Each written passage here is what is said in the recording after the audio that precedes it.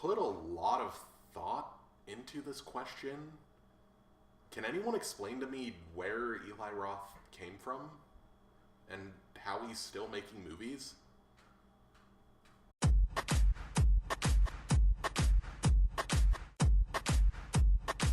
Death Wish was directed by Eli Roth and stars Bruce Willis, Vincent D'Onofrio, and Elizabeth Shue. Now, this movie is a remake of the Charles Bronson movie. It stars Bruce Willis as a mild-mannered surgeon whose life is turned upside down when criminals target his family, so he decides to do something about it. So this movie is an interesting one. It's definitely gotten quite a bit of hate from critics and audiences, and honestly, I went into the theater expecting not to like it very much. I just thought that it was going to be kind of a generic action movie.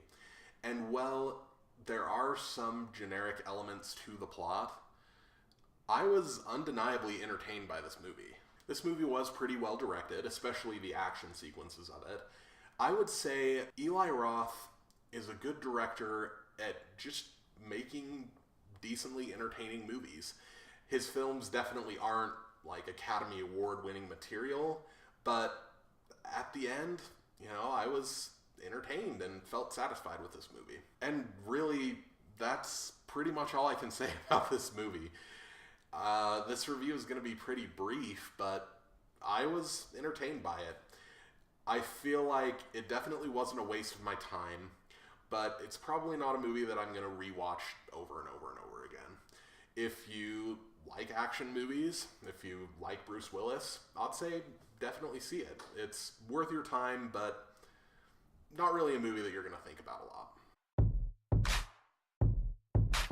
Now, as Walter stated, this is actually it's an entertaining movie. It's not a great one, and I'll be honest with you, I feel like I could take the next 10 minutes and just list off every single thing that was wrong. But just like Walter, I was entertained. It's, again, just not a great movie, but one that I was not disappointed to take time out of my day to go see. But just a few quick things that were a little bit more unforgivable than others. I think the first is the writing of this movie. It was very convenient. There are so many things that happen throughout the course of this movie that, they're put into place just to keep the story going. And it happened to the point where I was like, okay, there is no way that would really happen in real life.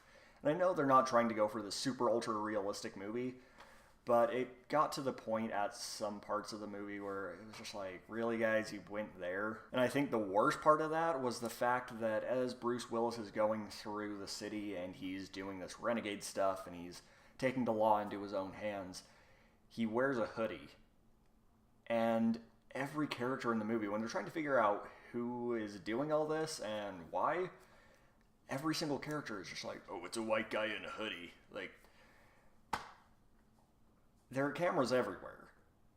Like, anybody can ID this guy. Yeah, it's night, and yeah, he's wearing a hoodie, but again, this is Bruce Willis. Like, again, he's not the most generic person ever. Like, you can definitely ID him. And I think that would have been forgivable if they didn't constantly bring it up. Like, yeah, I get it. He's supposed to get away with what he's doing. But at the same time, it's like every chance they get, they're interviewing people on the streets, like trying to figure out, like, who this guy is. They're just like, oh, it was a white guy in a hoodie.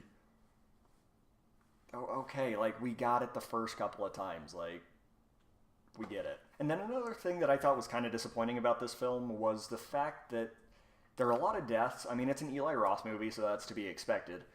But they were kind of boring. There were one, maybe two death sequences here that were like, okay, that was actually original, that was creative. But then every other death in this movie was just like somebody getting shot or stabbed, and it's like, we've seen this so many times before. Like, why are you not being more creative with it? This could have been much more entertaining that way. But when I left the theater, I sat down with Walter and we both just kind of agreed, like, it wasn't a waste of our time. I enjoyed it. Again, I'd be lying to you if I said it was a good movie, but it's one that I'm kind of glad I went to go see. It was a fun film. That's all there is to it. So there's really not much more to say.